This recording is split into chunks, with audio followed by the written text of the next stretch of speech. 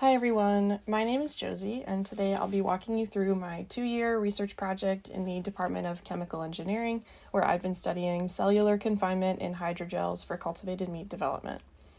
Cultivated meat, or meat grown from cells, has a much smaller environmental footprint than other agriculturally derived proteins, so stem cells are first harmlessly isolated from an animal and cultured in a lab with lower energy, water, and even antibiotic usage.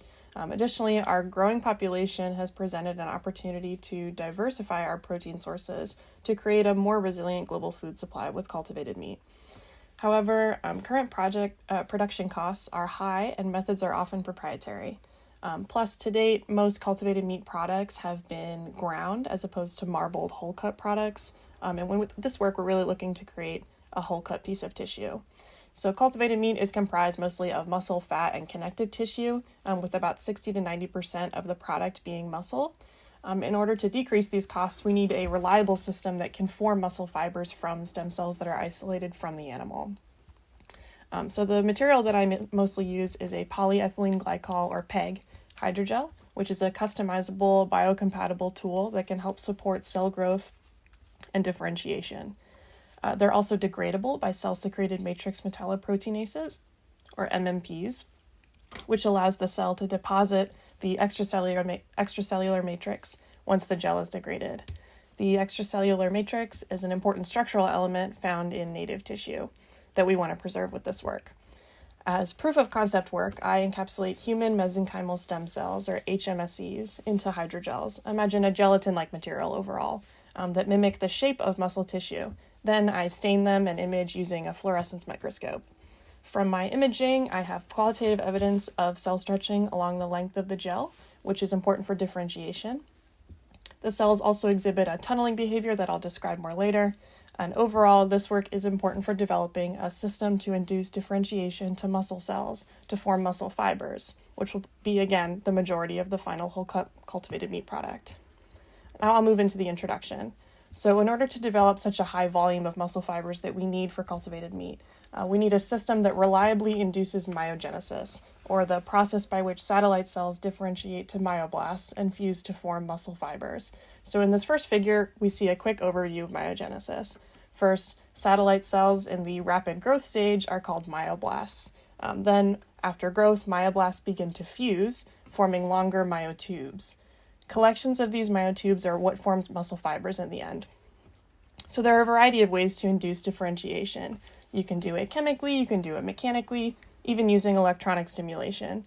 But in this work, I use geometric confinement to induce differentiation by fabricating hydrogels in high aspect ratios. So these are very long, very thin structures that mimic native muscle tissue, which brings me to my methodology.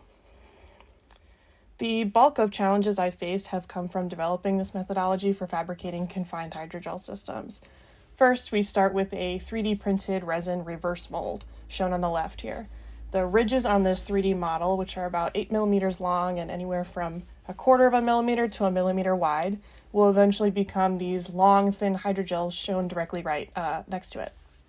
So once the resin piece is printed, we cast a mold over it that will be very similar to silicone in texture and flexibility. This is called polydimethylsiloxane, or PDMS for short. So imagine the 3D printed piece as a stamp, whereas the PDMS actually forms the channel-shaped mold for the gel to fill.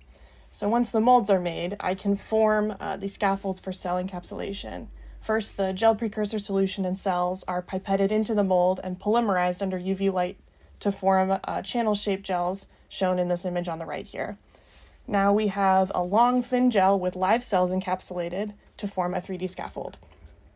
After encapsulation, cells are live stained with green fluorescent protein, which illuminates the entire cell when imaged using fluorescence microscopy.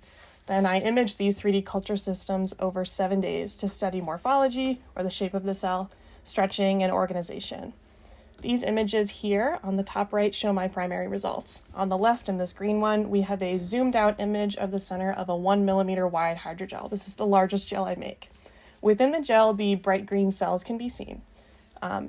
Cells near the perimeter of the gel here can be seen stretching towards the edge, whereas on the right, we have a cell kind of in a bulk environment in the same hydrogel system that's actually stretching along the long axis of the gel.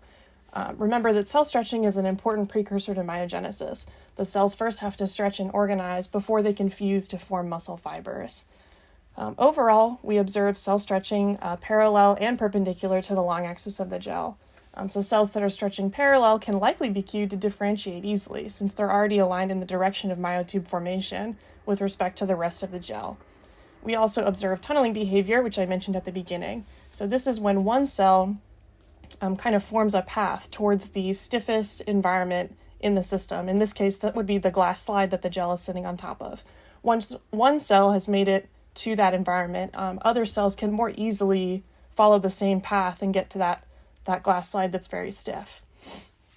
But overall, these findings support that geometry can be a really simple and effective tool to cue stem cells towards myogenesis. So in future work, we'll be replacing HMSCs with animal muscle satellite cells, and we'll be incorporating what are called myogenic factors. These are other things that help induce myogenesis. So for example, we could incorporate hydrocortisone, which is a steroid, to further cue cells toward differentiation and study its impact. But that brings me to the end of my presentation, so thank you for listening.